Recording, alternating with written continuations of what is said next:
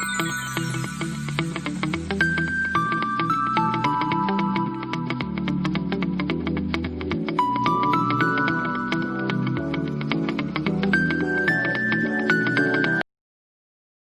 so this is case number 2 of division of decimals, our part 2 maths video lesson regarding dividing decimals or division of decimals.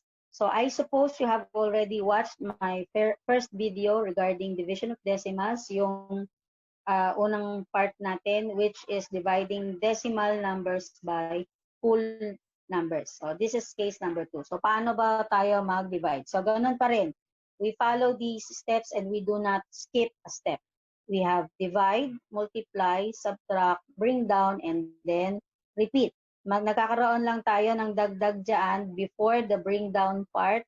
Kapag meron pa tayong remainder, pag meron pa tayong remaining digits to divide, which is not sufficient for our divisor, so we add 0 and then we bring that down and then we repeat the process.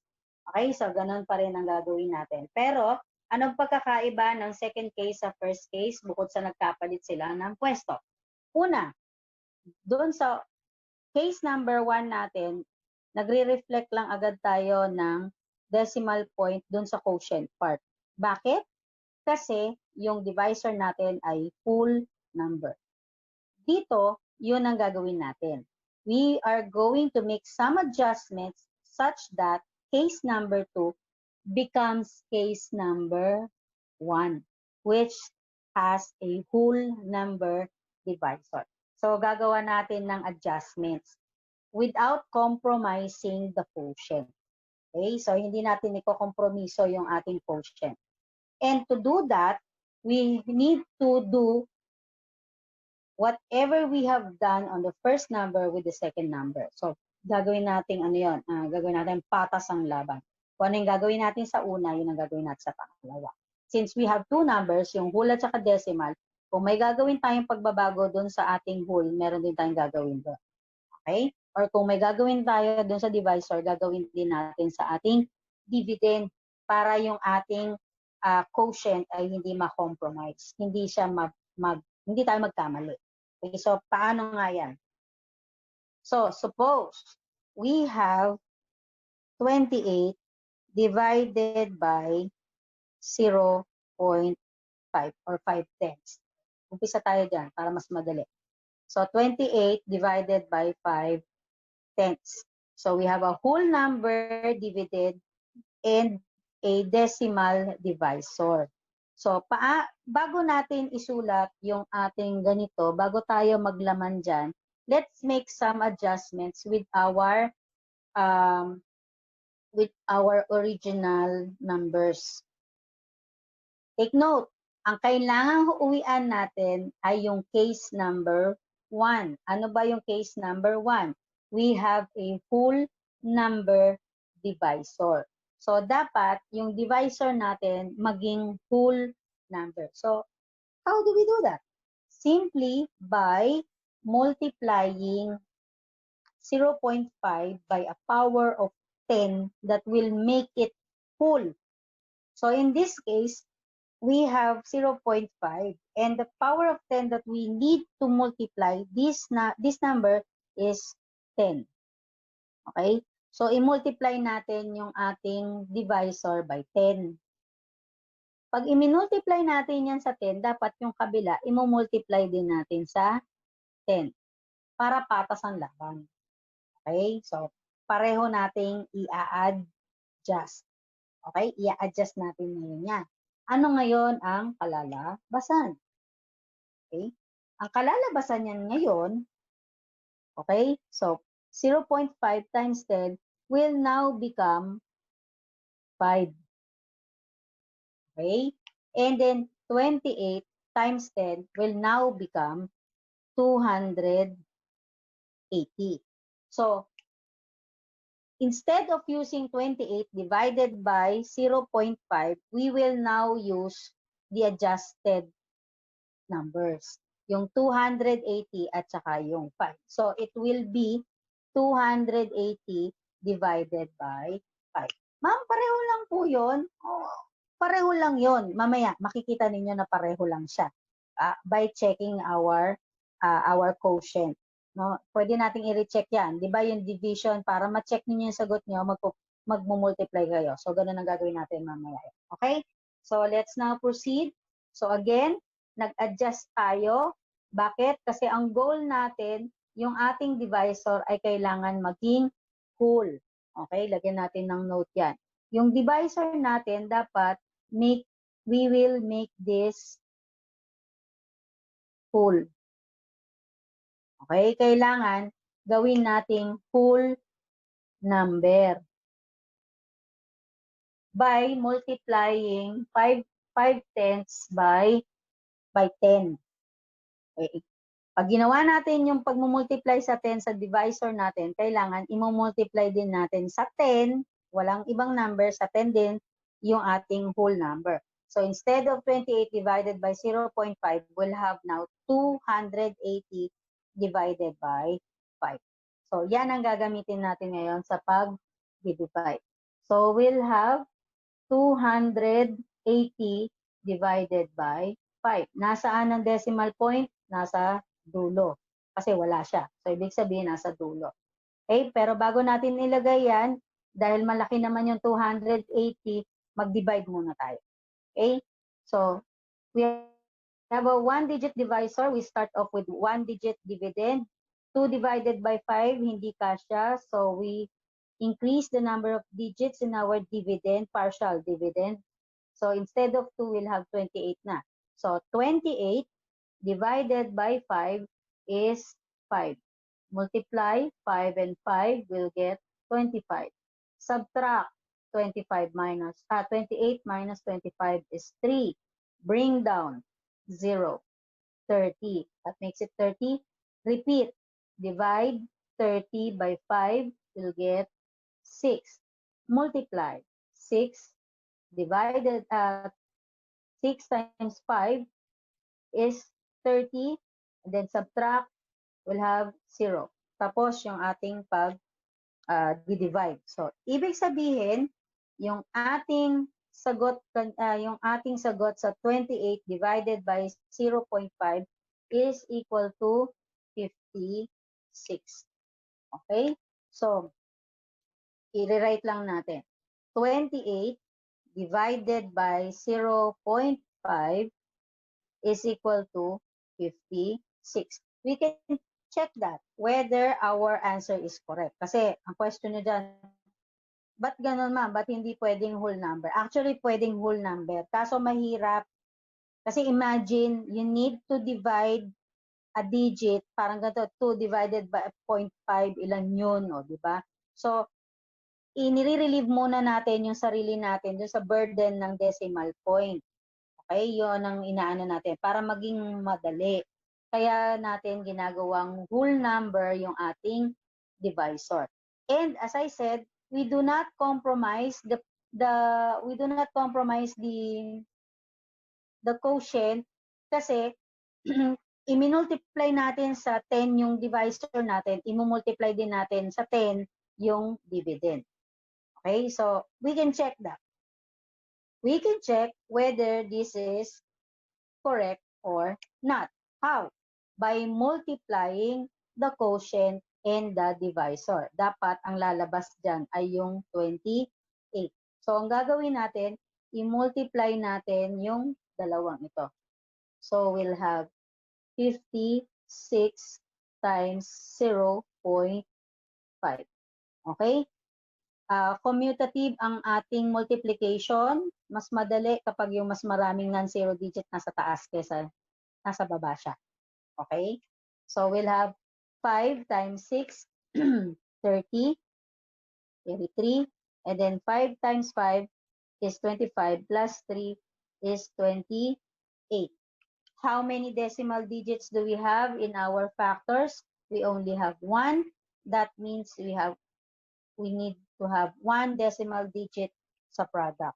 And placing now the decimal point, we have 28.0, which is actually our dividend. O, di ba? So, tama yung ating sagot. Mas madali siyang gawin. So our goal is to always express or make adjustments to the divisor such that it becomes a whole number. And by doing so, you need to also make the same adjustment with the dividend. So you will not compromise the quotient. So hindi kayo magkakamali dun sa quotient. Let's have another one.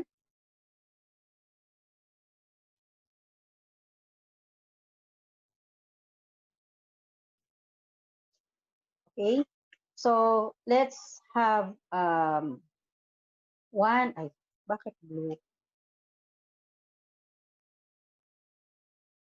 105 divided by 0.12. Okay? Ay, sorry. 105 divided by 0.12. So, we have a two-digit decimal divisor. So, ano nga ang goal natin? Dito sa ating divisor, we make it whole. The divisor should be a whole number. So, papaano nga yun? Okay, tip. Para hindi kayo mahirapang maghanap ng number na imumultiply para maging whole number siya. Tignan ninyo kung ilang decimal digit meron. Ilang decimal digit? We have 2. That means, yung ipang-multiply ninyo na power of 10, kailangan merong 2 0. So, dahil may 2 kayong decimal digit, kailangan yung whole number sila, di ba? So, imumultiply din natin yan sa power of 10 na may 2 0. So, we multiply it by 100. Again, so as not to compromise the quotient, we make the same adjustment to the dividend. We also multiply the dividend by 100. So ano na ngayon ang kalalabasan ng ating division expression? 105 times 100 will be 10500. And then 12 hundredths times 100 is now 12. So, eto ngayon ang ating gagamitin. Yung 10,500 divided by 12. Okay, yun ang gagamitin natin sa pag-divide. So, let's do this now.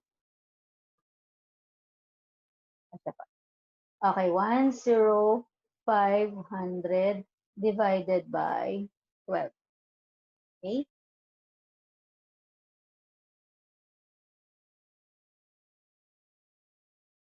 We have a 2-digit divisor. We start off with a 2-digit dividend. Pag hindi kasya, dagdag ng isa. Okay, so 10 divided by 12 is insufficient. We move to 105 divided by 12. Okay, so ilan? It's 8. Okay, 8. We'll have 8. 105 divided by 12 is 8. And 8 times 12, multiply na, we'll have 96. Okay. Subtract. 105 minus 96 is 9. And then bring down 0. Yung first 0 natin, bring down natin, 90 divided by 12 is 7. And 7 times 12 is 84. Then we subtract 90 minus 84 is 6. Bring down the last 0, making it 60. Then repeat, 60 divided by 12 is 5. And then multiply 5 times 12 is 60. Subtract, 60 minus 60 is 0. Wala na tayong idadrop na digit. Wala na rin tayong remainder. That ends our answer. We have 875. Okay? So, our original expression, 105 divided by 12 12 hundredths is equal to 875. We can check this by multiplying the divisor and the quotient. Multiplication is commutative. 875 times 0.12. Ay, kita pa ba? Kita pa naman. Lilitan ko na yung sulat. Hindi na kasya. 2 times 5 is 10. Carry 1. 2 times 7 is 14. Plus 1, that's 15. Carry 1. 2 times 8 is 16. Plus 1 is 17. Moving on to the next digit, 1. 1 times 5 is 5. 1 times 7, 7. 1 times 8, 8. And then we add. Okay, so that will be 0. 5 plus 5 is 0. Carry 1. And then 1 plus 7 is 8. Plus 7 is 15. Carry 1. And then 1 plus 1, 2. Plus 8 is 10. Placing the decimal point, we have 2 decimal digits. So, kailangan natin ng 2 decimal digits dito sa sagot natin. Our decimal point should be placed between 5 and 0. We can now drop these 2 decimal digits. So, our answer is 105. Okay? So, that means tama yung ating sagot. So, that's how you divide whole numbers by decimals. Okay? Let's wrap it up. Papaano tayo mag-divide ng decimals? First, decimals. Paano tayo mag-divide ng whole number by a decimal number? First, we have to make the divisor a whole number. How? By multiplying the divisor, sorry, by multiplying the divisor by a power of 10 that will make it whole. Kasi kailangan maging whole siya. Doing so, without compromising the quotient, you also need to do the same adjustment with the dividend. So kung i-multiply natin sa 100 yung divisor, dapat yung dividend, i-multiply din natin sa 100. Tapos, we will now have a new division expression na yung ating divisor ay whole number na. Yun na ngayon yung gagamitin natin sa ating long division. Taking note of the following steps: divide, multiply, subtract, bring down, and then repeat. Do not skip step. After you're done, and you'll know that you are done, alam niyo kung tapos na kayo, kung wala na kayong i-drop na digit at yung inyong remainder ay naging 0 na. Then that's the time you can now stop. Kasi wala na kayong i-divide. Boost na. So, you will now have your final answer. Okay?